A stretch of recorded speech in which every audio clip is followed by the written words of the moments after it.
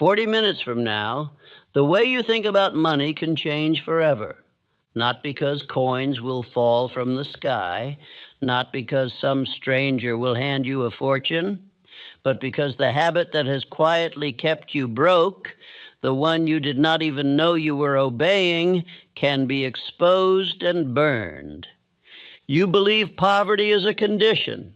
It is not. It is a pattern of thought repeated so often that it feels natural, a pattern of language spoken so casually that it goes unchallenged, a pattern of expectation so low that opportunity passes unnoticed. And patterns can be broken. Consider this carefully. Two men stand in the same marketplace.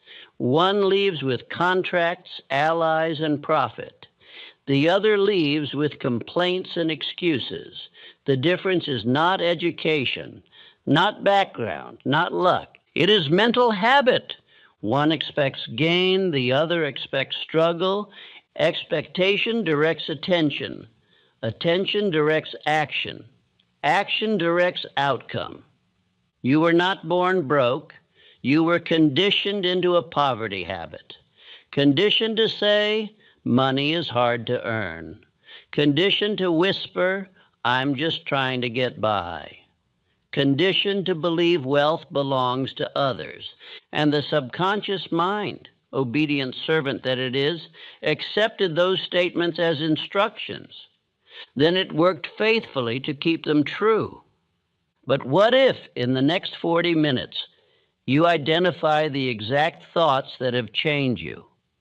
What if you discover how to replace them with deliberate commands backed by faith and organized effort? 40 minutes is enough to alter a trajectory. Not because change is easy, but because awareness is powerful. Imagine discovering that every time you approached opportunity, you carried a silent sentence. This probably won't work. That single sentence, repeated over years, can suffocate initiative. It can weaken negotiation. It can lower standards. It can cause you to settle for less than you are capable of earning. That is the poverty habit. It hides in your self-talk. It disguises itself as humility. It calls itself realism. But it is fear. And fear, when entertained, becomes identity. Now imagine replacing that internal language with a definite declaration. Money flows to me in proportion to the value I render. I increase my value daily. I expect compensation equal to my contribution. Spoken once, it is hopeful. Spoken daily with conviction, it becomes belief. Belief alters posture. Posture alters behavior. Behavior alters results. You do not need a new economy. You need a new expectation. Picture an ordinary morning. Bills on the table. The familiar tension in your chest. Instead of sighing, you sit upright and write a precise aim. Within 12 months, I will earn this specific income through this defined service. You read it aloud. You see it completed. You commit to rendering service beyond what you are paid for. That is how the poverty habit begins to burn. Because poverty thrives on vagueness. Wealth responds to definiteness. Most men attempt to earn more without first thinking differently. They seek opportunity while speaking scarcity. They want increase while rehearsing lack. You cannot plant thorns and harvest fruit. The next 40 minutes are not entertainment, they are confrontation.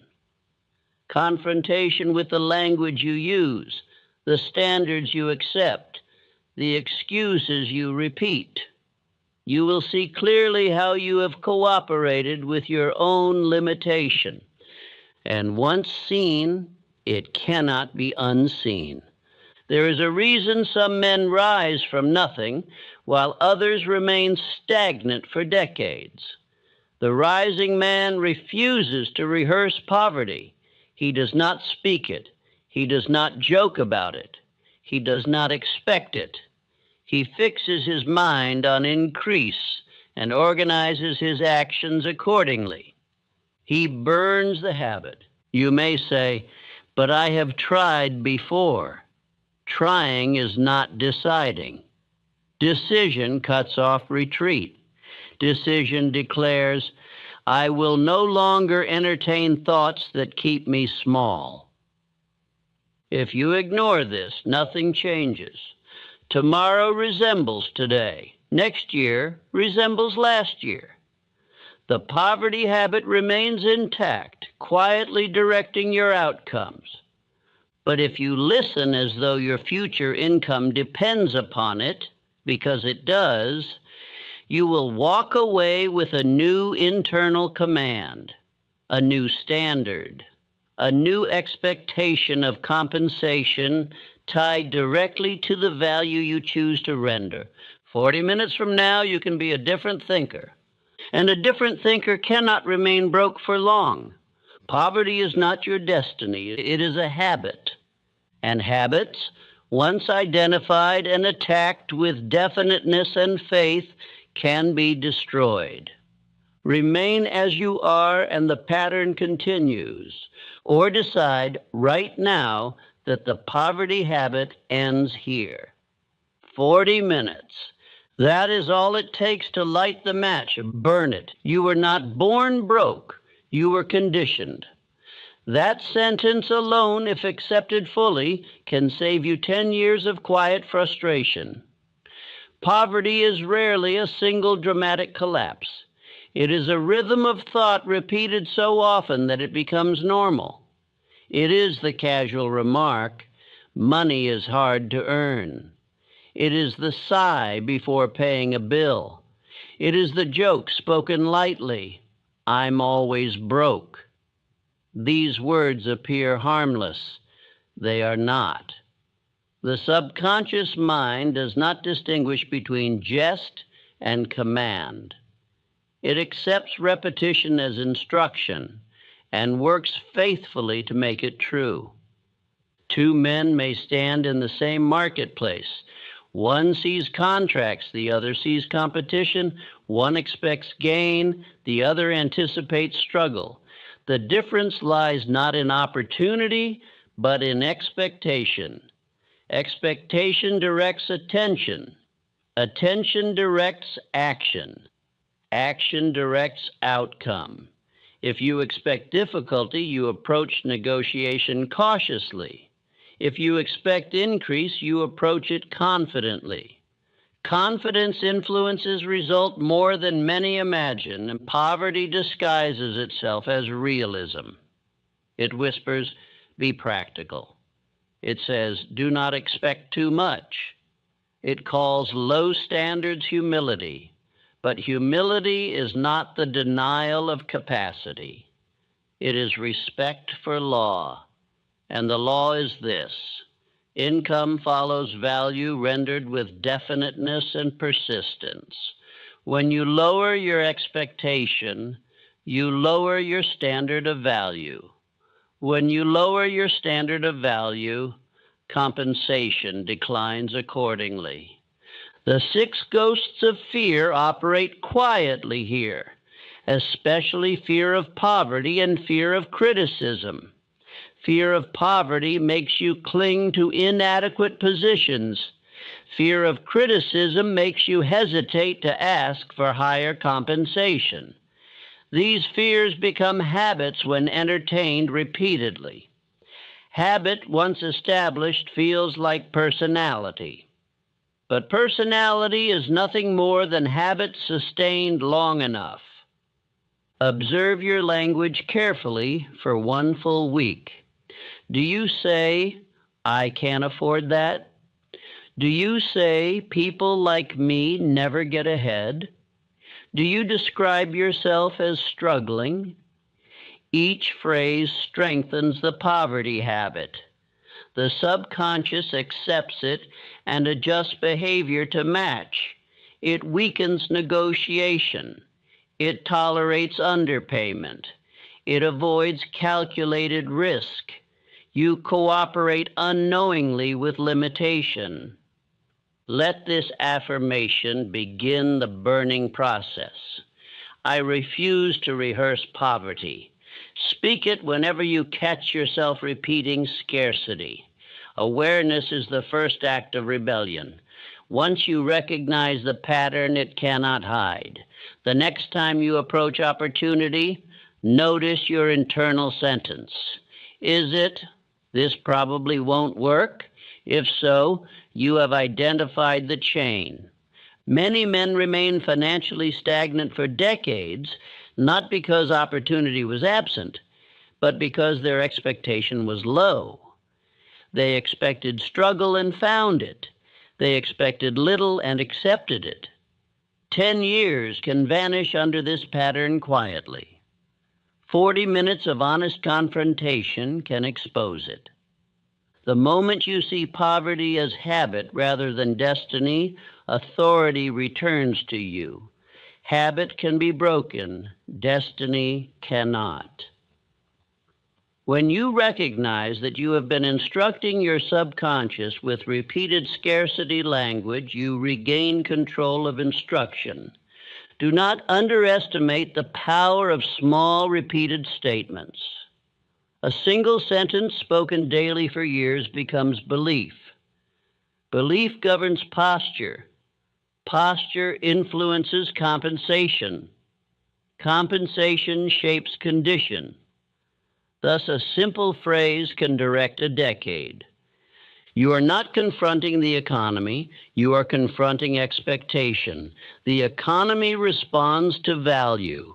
Value increases with deliberate effort.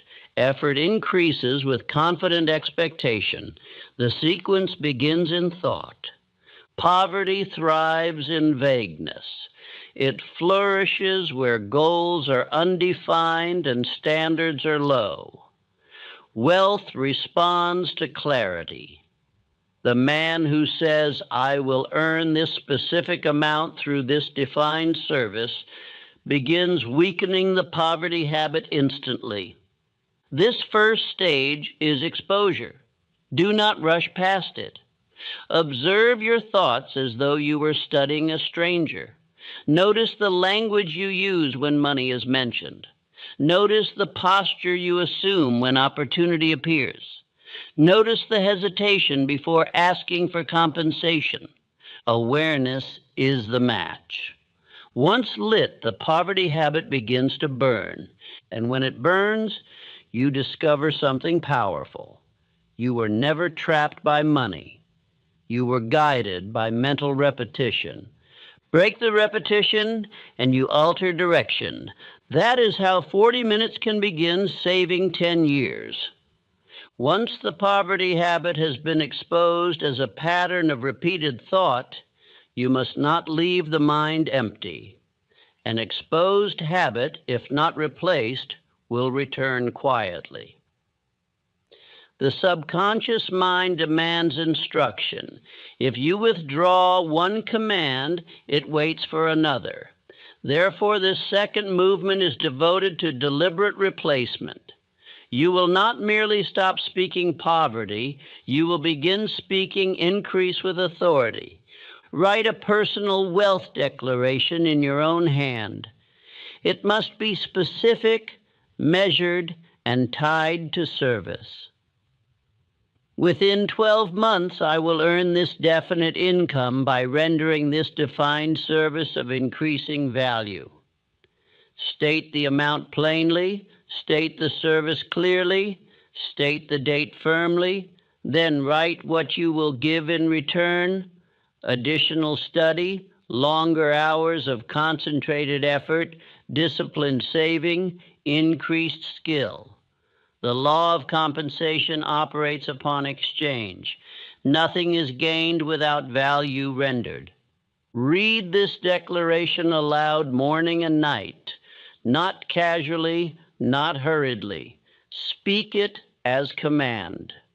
The subconscious mind responds to repetition accompanied by feeling. If you speak timidly, it receives weak instruction. If you speak firmly, it accepts authority. Henry Ford held his vision of an engine others declared impossible. He repeated his demand until his engineers conformed to it. Your mind must be treated with similar firmness.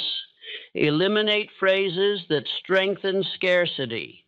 Replace "I can't afford it" with "How can I afford it?" The former closes thought. The latter opens it. Replace "money is hard to earn" with "money responds to value."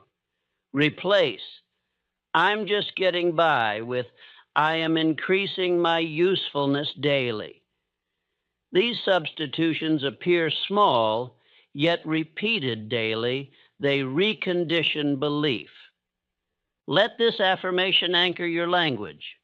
Money responds to my value. Speak it when negotiation approaches. Speak it when new opportunity appears. Speak it when doubt attempts to whisper caution. Expect compensation proportionate to the service you choose to render. Expectation strengthens posture. Posture influences outcome. Guard conversation carefully. If associates joke about being poor, do not participate. If companions complain constantly of lack, withdraw from such discussion. The mind absorbs atmosphere. Association shapes expectation. Protect your mental environment with vigilance. Understand that 6 months of corrected language can undo years of silent discouragement. You are not merely practicing optimism. You are installing a new standard. When you expect increase, you behave differently. You prepare more thoroughly. You negotiate more firmly. You search more attentively for opportunity. The law of habit force ensures that repeated thought becomes fixed tendency. If you have rehearsed scarcity for years, do not expect instant transformation. Continue the repetition.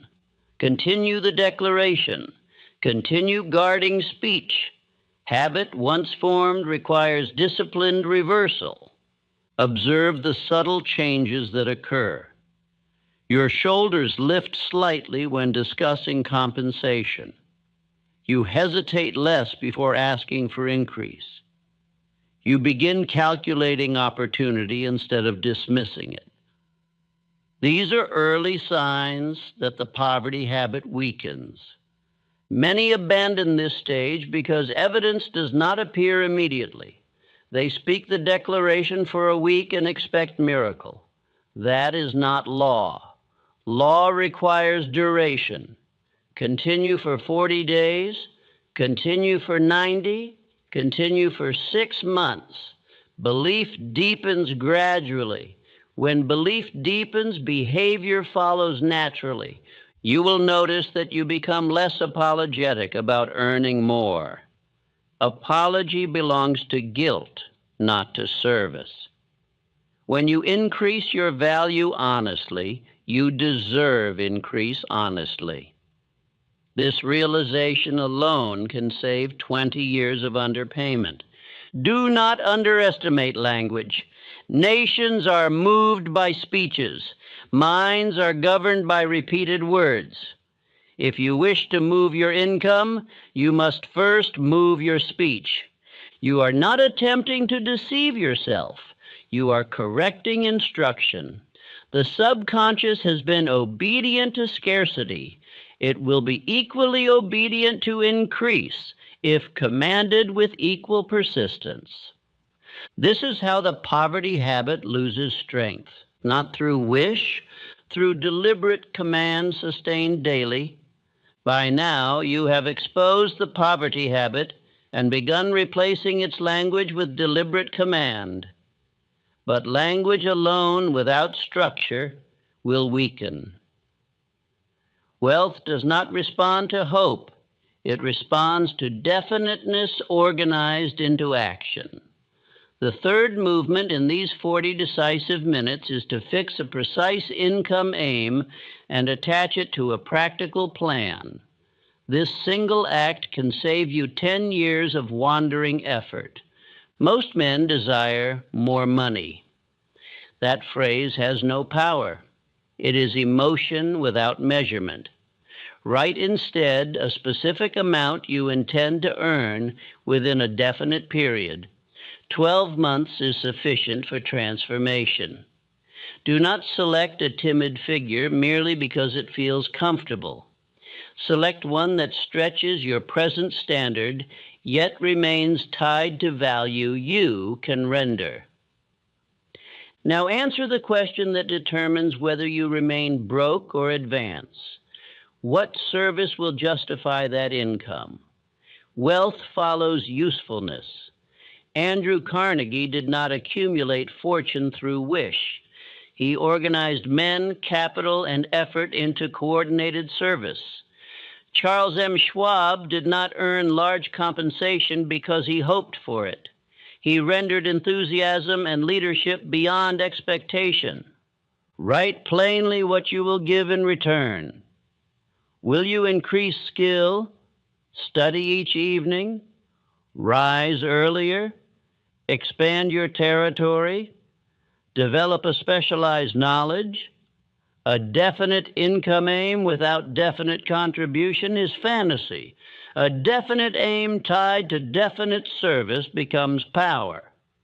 Divide the annual figure into monthly targets. Divide the monthly target into weekly expectations. This calculation removes fear. Numbers are clear. Vagueness breeds anxiety. Clarity breeds confidence. When you know exactly what must be produced weekly, the task becomes practical rather than overwhelming. Study the habit of going the extra mile. This is not sentimental advice, it is economic law. The man who performs more service than paid for gains leverage. He becomes indispensable. Indispensable men negotiate from strength.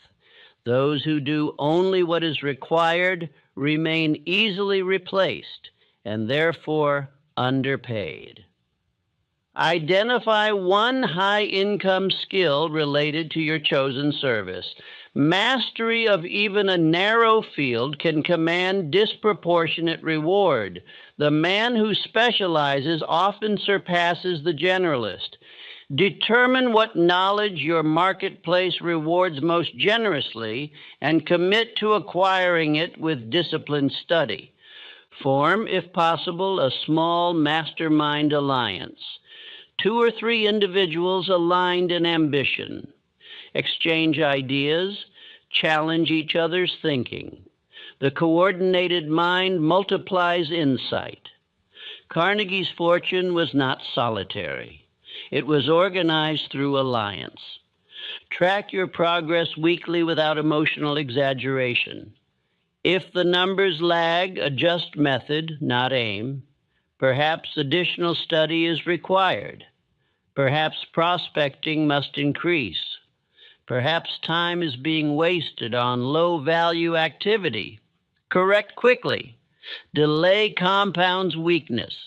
Let this affirmation guide your organization. My income grows with my usefulness. Speak it when fatigue appears. Speak it when tempted to postpone effort. The aim you have written is not suggestion. It is contract. Understand clearly how this stage alone can save 5 or even 10 years. Without a definite income figure and organized plan, men drift financially.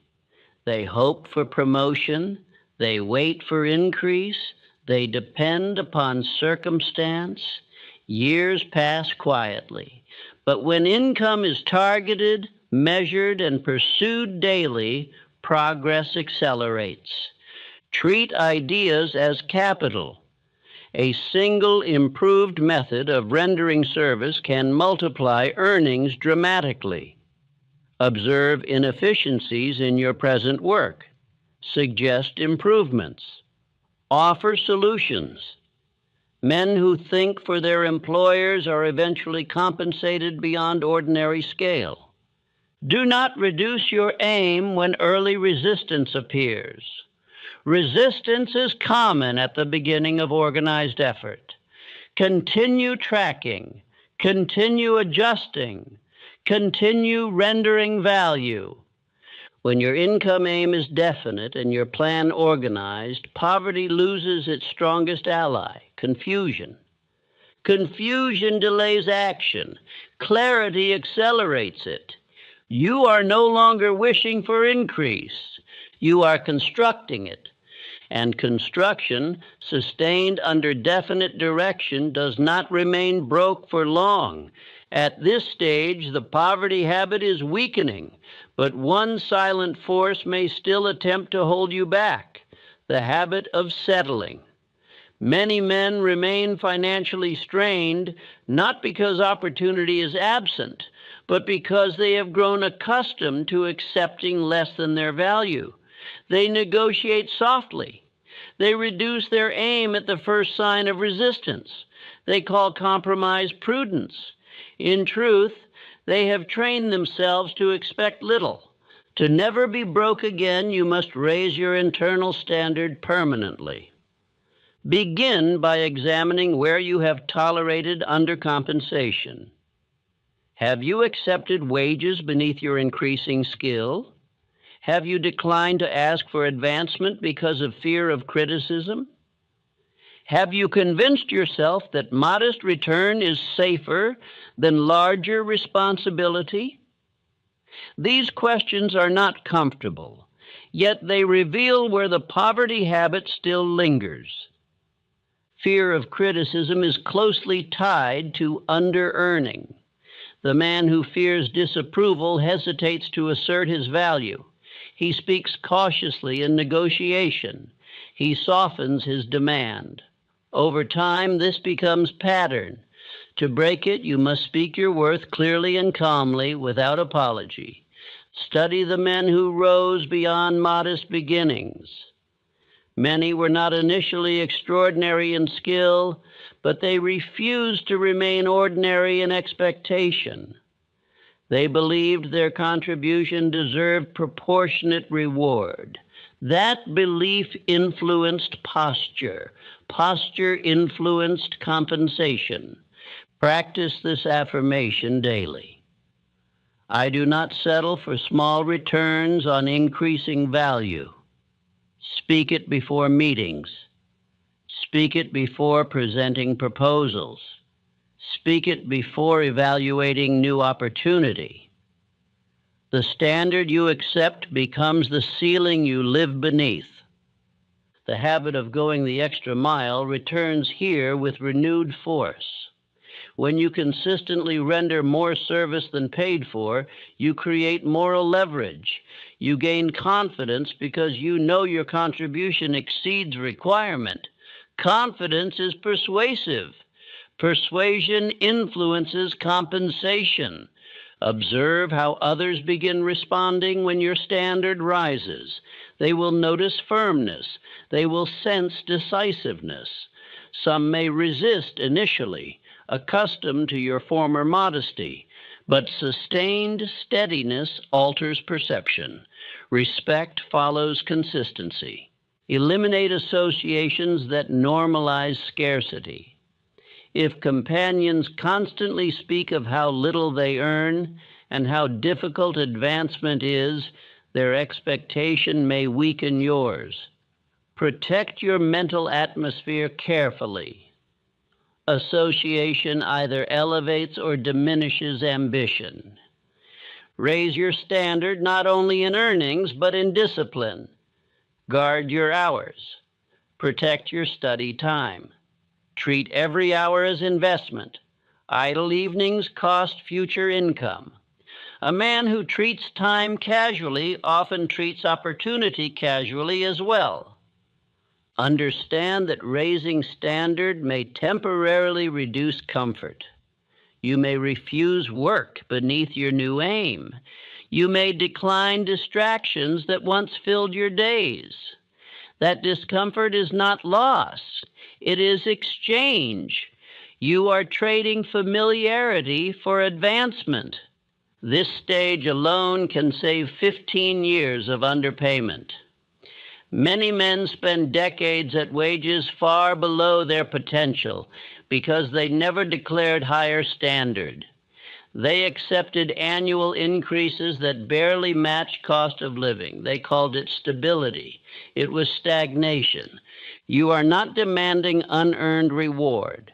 You are demanding fair exchange for growing value. When value increases and compensation does not, adjustment must occur, either in negotiation or in position. Refuse to joke about being broke. Humor can reinforce identity subtly. Speak instead of growth, of plans, of measured advancement. Language must reflect standard. As your standard solidifies, you will notice internal calm replacing anxiety.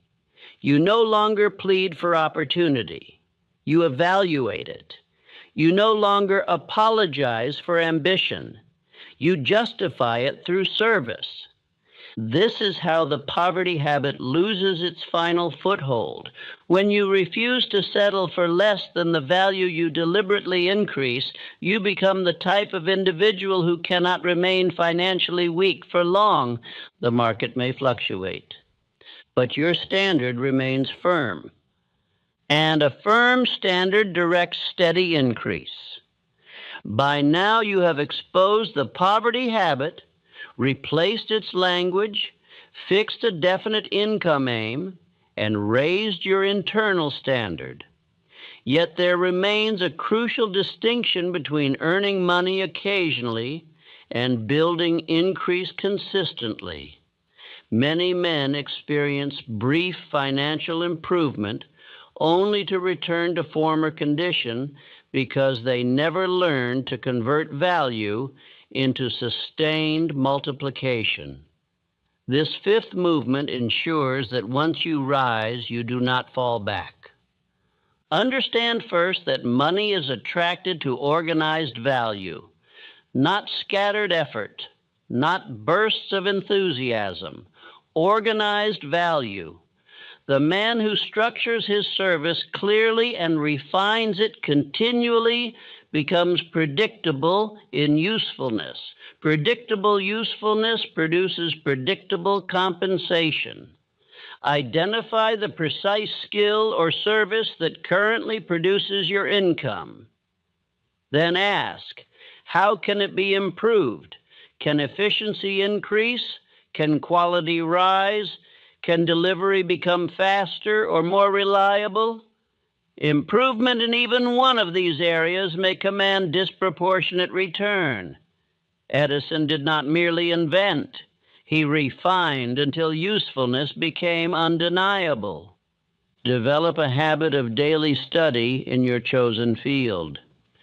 Even 30 concentrated minutes of deliberate reading or practice compounds over time.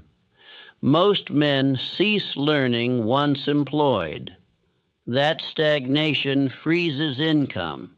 Continuous study strengthens leverage. Let this affirmation guide your expansion. I multiply what I earn. Speak it when tempted to spend impulsively. Speak it when new income arrives. Income must not merely be consumed, it must be directed. Begin saving a fixed percentage of every dollar earned, no matter how small the sum appears. Saving builds psychological security. Security strengthens confidence. Confidence encourages intelligent risk. Intelligent risk increases return. The habit of saving alone separates those who remain vulnerable from those who gain stability. Avoid emotional spending during moments of stress. Many men reinforce poverty through impulse purchase designed to ease frustration. That habit destroys compounding progress. When tempted, pause and review your definite aim. Ask whether the purchase strengthens or weakens it. Consider building additional streams of income related to your primary service. A salesman may develop training programs. A craftsman may offer consultation. A clerk may create systems that improve operation. One sound idea can become capital more valuable than years of labor. Observe how enthusiasm influences return. Charles M. Schwab's enthusiasm commanded millions not merely because of technical skill, but because his spirit inspired coordinated effort. Enthusiasm is not noise. It is controlled belief expressed through action. Reinvest in skill development regularly. Attend instruction, purchase books, seek counsel from those who have advanced further. The man who invests in himself increases his earning capacity permanently. Understand clearly how this stage can save 20 years of financial instability. Without organized saving, reinvestment, and improvement, increased income often dissolves through habit. Many earn more temporarily, yet remain broke because spending expanded faster than discipline. Continue measuring your progress quarterly. Has saving increased? Has skill improved? Has income grown steadily? Measurement preserves momentum. When value is multiplied deliberately and income is directed intelligently, the fear of being broke weakens dramatically. You are no longer dependent upon a single fragile source. You are constructing layers of stability. Notice how your thinking shifts from anxiety to strategy. You plan rather than react. You calculate rather than complain. You expect increase because you are engineering it. This is the point where the statement, never being broke again, begins to feel believable. Not because fortune has changed, but because your habits have. Wealth is not a single event. It is a sustained pattern of value multiplied and directed wisely. And once that pattern is installed, poverty loses its authority permanently.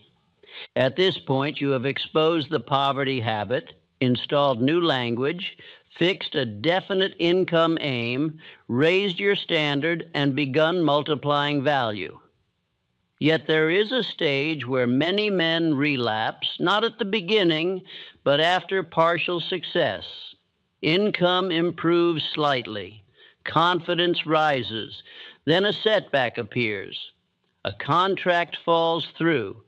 Sales decline temporarily. An unexpected expense interrupts saving. In that moment, the old poverty voice attempts to return. If you yield, years can be lost. If you persist, decades can be saved. You must expect temporary financial defeat as part of progress. Every man of wealth I have studied encountered reversal. The difference lies in interpretation. The drifter interprets setback as proof of limitation. The determined man interprets it as instruction for adjustment. The gold miner who abandoned his claim 3 feet from the ore believed resistance meant failure. Had he persisted slightly longer, his fortune would have appeared. Later, applying the lesson, he built success in insurance by refusing early retreat. When income stalls, return immediately to your written aim. Read it without reducing the figure. Reaffirm your service. Review your plan. Where can improvement be made? Is prospecting insufficient? Has study been neglected? Has enthusiasm diminished? Adjustment restores motion.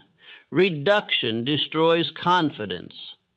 Let this affirmation steady you. Temporary defeat cannot keep me poor. Speak it whenever discouragement approaches. The subconscious mind must hear confidence even during delay. If you rehearse doubt, you invite retreat. Guard against emotional spending during discouragement. Many men sabotage financial recovery by spending to relieve frustration. This reinforces instability. Instead, double discipline. Increase saving percentage slightly. Intensify study. Make one additional call. Persistence during slowdown often produces breakthrough. Observe how resilience strengthens identity. Each time you endure fluctuation without panic, confidence deepens. Panic weakens posture. Calm strengthens negotiation. Clients and associates sense steadiness. Steadiness attracts trust. Trust attracts opportunity. Consider Abraham Lincoln's repeated defeats before leadership. His setbacks did not alter his ultimate aim. They refined his method and strengthened endurance. Financial progress follows similar pattern. It rarely moves in straight line, but the long-term trend rewards persistence. Measure performance over extended period rather than daily fluctuation. A single slow week does not define trajectory. Evaluate quarterly movement. If upward trend remains, continue. If stagnation persists, innovate. Introduce new service. Improve approach. Seek counsel from mastermind allies.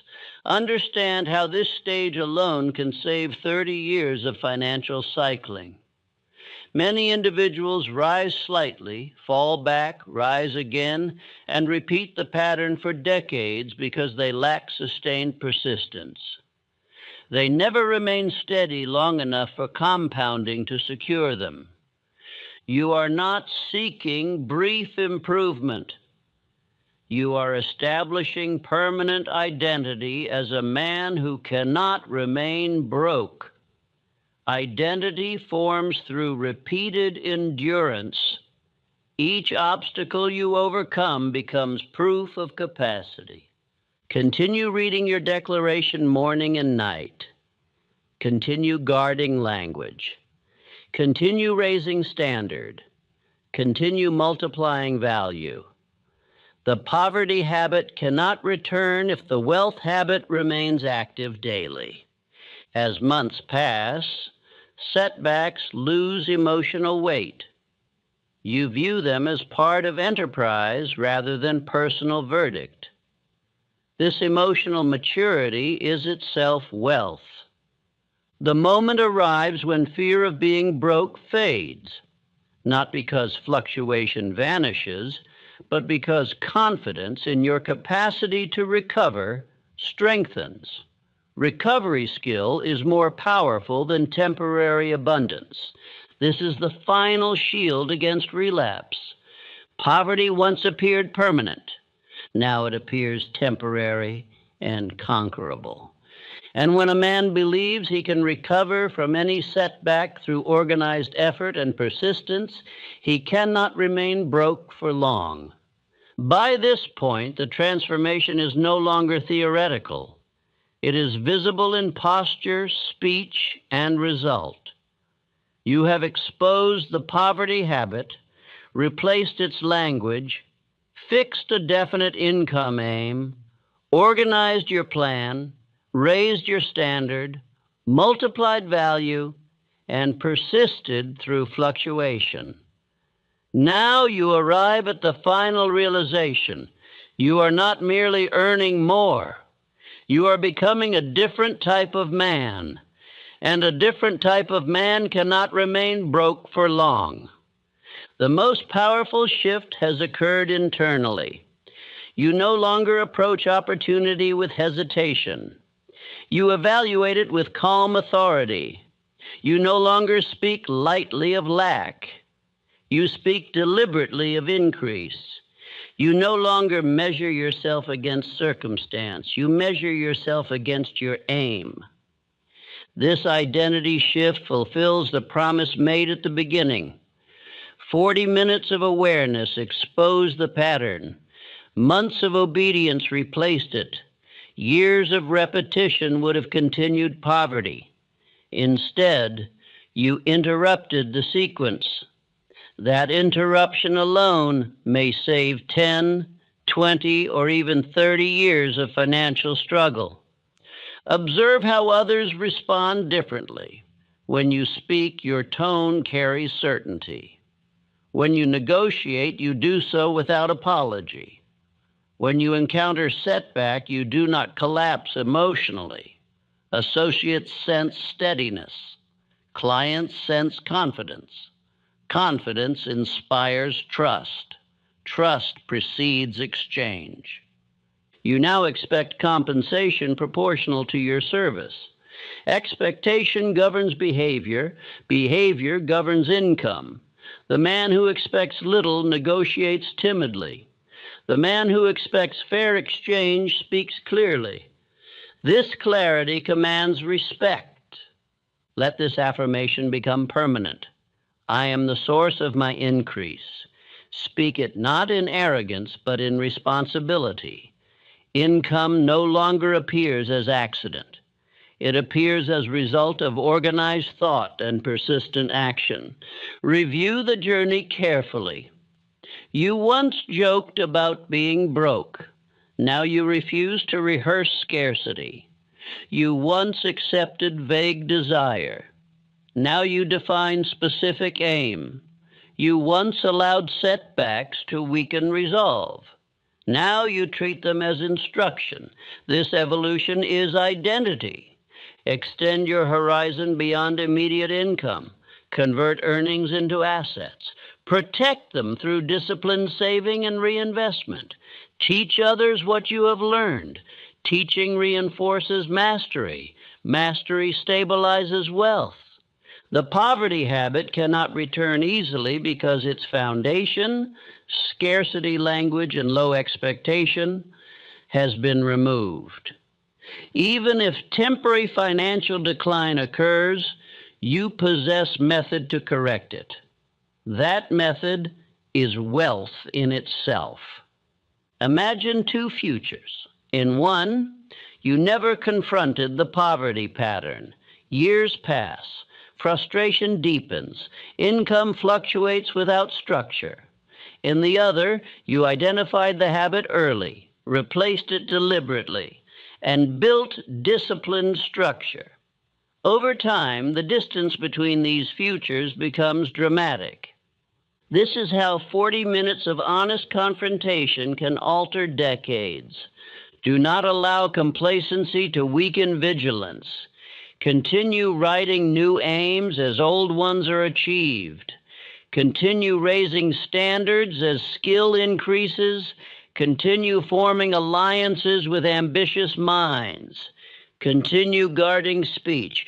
You have proven something powerful. Poverty was never destiny. It was pattern.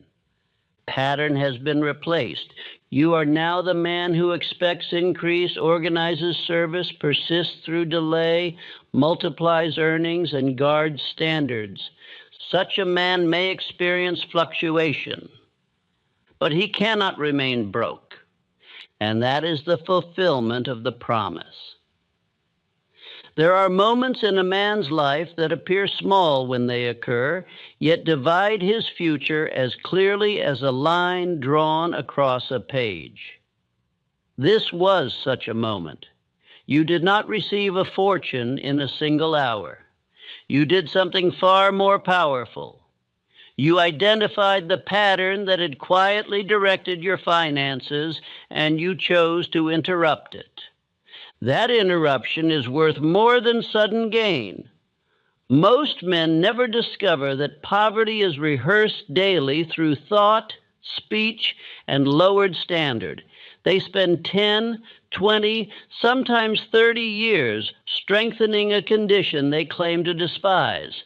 They blame markets, employers, family history, or chance. Meanwhile, the true governor of their income remains untouched. Their expectation. You touched it. You examined your language. You rewrote it. You fixed a definite income aim. You organized a plan. You raised your standard. You multiplied your value. You persisted when numbers hesitated. In doing so, you altered identity. Identity governs income more reliably than circumstance. From this day forward, even if you encounter temporary decline, you possess method. Method restores confidence. Confidence restores action. Action restores income. The poverty habit depended upon vagueness and repetition. You replaced vagueness with definiteness and repetition with deliberate command. Guard this awareness carefully. Never again speak lightly of being broke.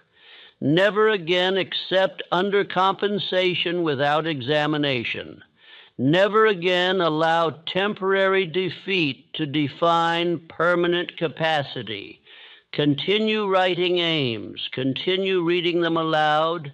Continue rendering service beyond what you are paid for. The man who maintains these habits may experience delay, but he cannot remain financially weak for long. 40 minutes revealed the pattern. Months of obedience replaced it. Years of discipline will multiply it. And one day you will look back and realize that what seemed like a simple decision to stop rehearsing poverty saved you decades of silent limitation. The match was lit. Let the habit remain burned.